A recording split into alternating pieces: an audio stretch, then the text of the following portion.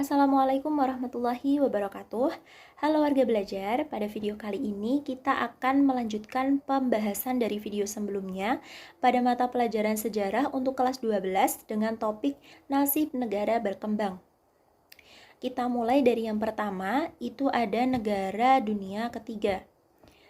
Dalam konteks perkembangan peradaban masyarakat suatu negara secara ekonomi, dibedakan antara negara maju dan negara berkembang. Negara berkembang biasanya dinamakan juga dengan negara dunia ketiga.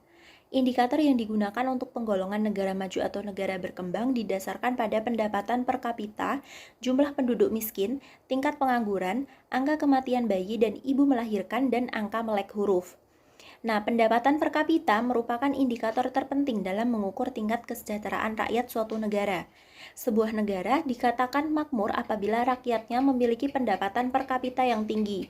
Namun demikian, tingginya pendapatan per kapita bukan penentu kemakmuran suatu negara.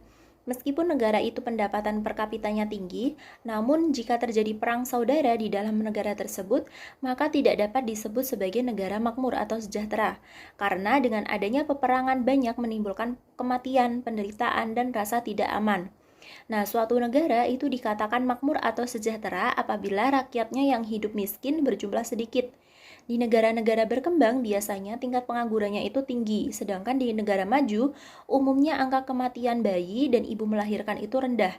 Hal ini disebabkan karena penduduk itu mampu membeli makanan yang bergizi, mampu memberi pelayanan kesehatan dan obat-obatan yang memadai.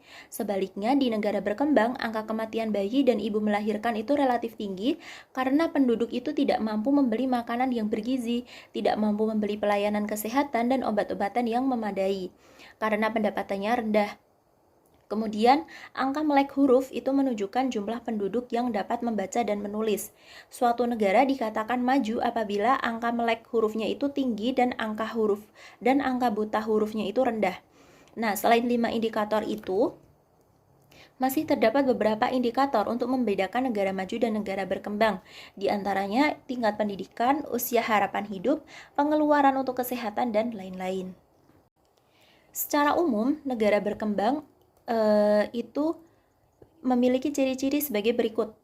Yang pertama, pertanian, termasuk peternakan dan perikanan, hanya untuk memenuhi kebutuhan sendiri dan keluarga. Yang kedua, pada umumnya aktivitas masyarakat menggunakan sarana dan prasarana tradisional. Yang ketiga, perkembangan ilmu pengetahuan dan teknologi berdasarkan pengalaman dan lamban. Yang keempat, pendapatan relatif rendah. Kelima, pendidikan penduduknya rata-rata rendah. Sifat penduduk kurang mandiri, sangat tergantung pada alam, tingkat pertumbuhan penduduk tinggi, angka harapan hidup rendah, dan intensitas mobilitasnya rendah.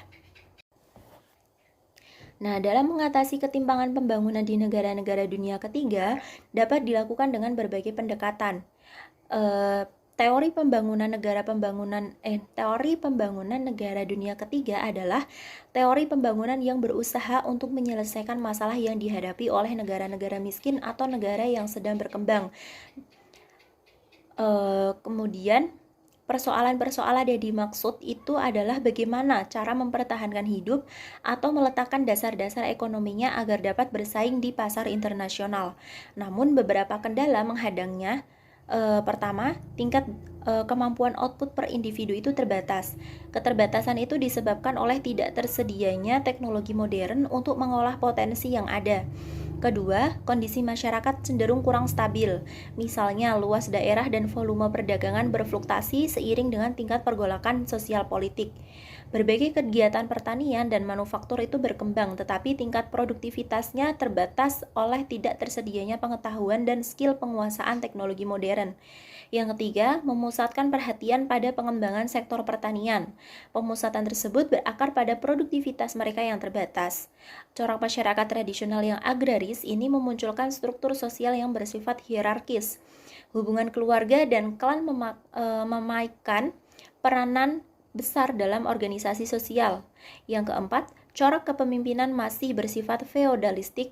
Pusat kekuatan politik umumnya di bawah kendali pada tuan tanah untuk mengontrol dan mengendalikan kekuasaan, sehingga para pegawai itu atau antek-anteknya itu akan patuh kepada pemiliknya.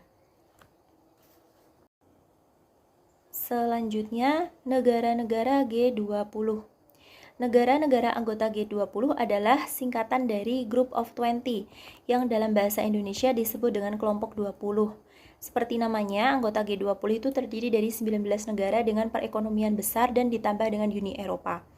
Tujuannya adalah menghimpun para pemimpin negara ekonomi maju dan berkembang utama dunia untuk mengatasi tantangan ekonomi global. Pertemuan para pemimpin negara G20 dilakukan setiap setahun sekali, sedangkan pertemuan para menteri keuangan dan gubernur bank sentral dilakukan beberapa kali dalam setahun. Nah, G20 ini dibentuk karena krisis keuangan Asia yang terjadi pada tahun 1998 sehingga muncul pendapat untuk membentuk forum yang dapat menghimpun kekuatan-kekuatan ekonomi negara maju dan berkembang dalam membahas isu-isu penting perekonomian dunia dan memajukan kerjasama untuk mencapai pertumbuhan ekonomi dunia yang stabil.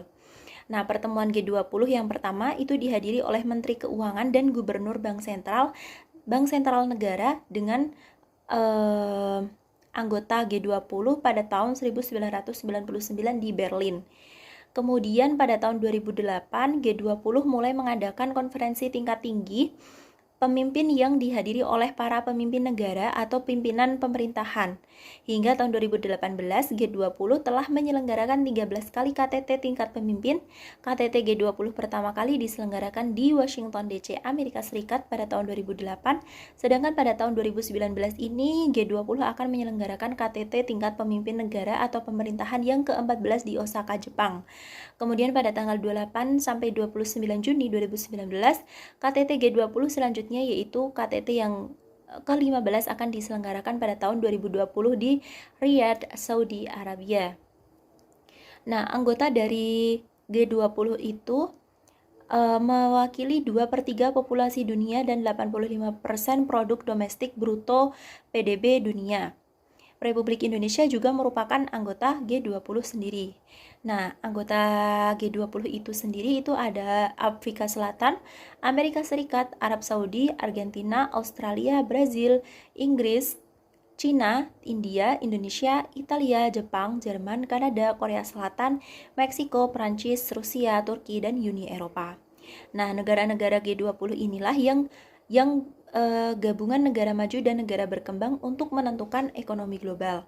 Pengaruhnya sangat terasa bagi negara-negara dunia ketiga, khususnya dalam bantuan modal pembangunan. Kemudian, negara-negara anggota G8. G8 adalah singkatan dari Group of 8, atau dalam bahasa Indonesia disebut dengan kelompok 8. Adalah sebuah forum internasional yang terdiri dari pemerintah 8 negara maju di dunia yang membahas tentang perekonomian dan politik. Kelompok 8 ini berawal dari pertemuan 6 kepala pemerintahan negara maju pada tahun 1975 di Perancis dengan anggotanya itu adalah negara Perancis, Inggris, Jerman, Italia, Amerika Serikat, dan Jepang. Kemudian setahun setelah itu, Kanada bergabung ke dalam forum tersebut dan berganti nama menjadi kelompok 7 atau G7, Group of 7. Nah, istilah G7 ini dipergunakan hingga pada tahun 1998 karena pada saat itu Rusia bergabung ke dalam forum tersebut sehingga berganti nama menjadi Group of 8. Nah, pertemuan antar kepala pemerintah negara-negara anggota G8 ini dilakukan secara rutin setiap tahun hingga pada tahun 2017 G8 ini telah melakukan 43 kali pertemuan konferensi tingkat tinggi yang diselenggarakan di Italia, sedangkan pada tahun 2018 diselenggarakan di Kanada. Nah, itu dia materi kita pada video kali ini. Semoga apa yang sudah saya jelaskan pada video kali ini dapat dipahami dengan baik oleh warga belajar. Sekian, wassalamualaikum warahmatullahi wabarakatuh.